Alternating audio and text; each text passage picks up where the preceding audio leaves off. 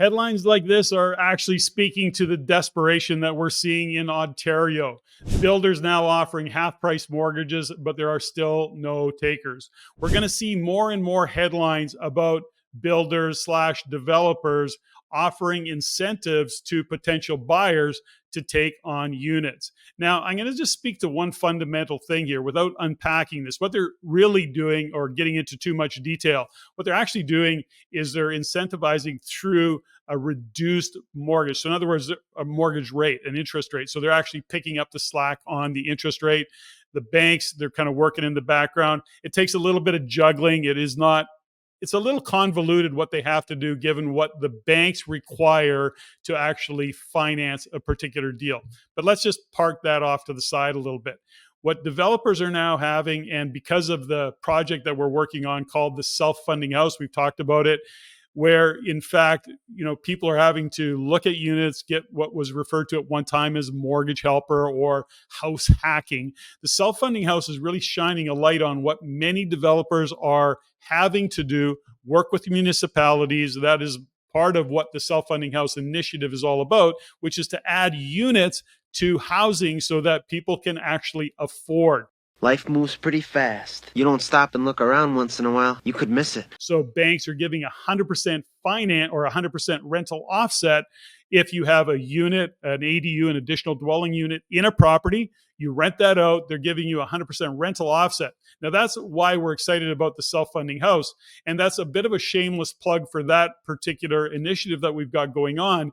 But it also speaks to what is going to start to happen more and more in the market, where we're seeing these builders and developers, in order to get rid of this inventory, to get it off their books, to actually get cash back in the bank, they're going to have to get creative. And we're going to see more and more headlines about offering deals on mortgages, offering deals and incentives on units to get them off their books.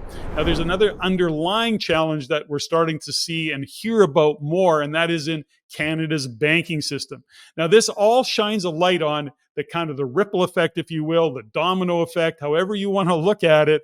And ultimately, JG and I spoke about it, I think 2 or 3 episodes ago, where banks need to lend money and people are not borrowing right now. We know that the real estate market is soft. We know that the real estate market makes up a huge part of Canada's economy.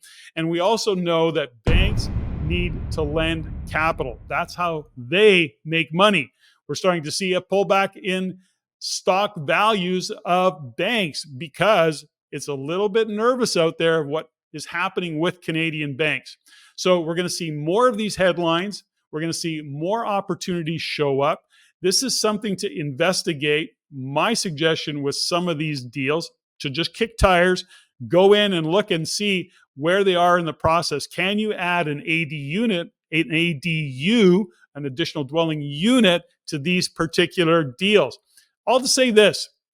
Opportunities don't just drop in your lap. Sometimes you have to go out and create them. And in a market like this, where everybody's scared, everybody's inspired, motivated to try and get rid of some inventory, I'm going to encourage you to consider kicking some tires with these developers, builders. Make a phone call, talk to these guys, see what you can do in terms of adding an ADU, because some of these units that they're talking about in this particular article are very appealing, and their offering and the incentive they're offering are also very appealing. So this is where an opportunity may get created. I'm not saying it can, but these are the kind of things that are going to start to show up, where we as investors want to be able to jump in, take advantage of these opportunities in this kind of a marketplace. So it'll be interesting. I don't know what you think, but that's what I think.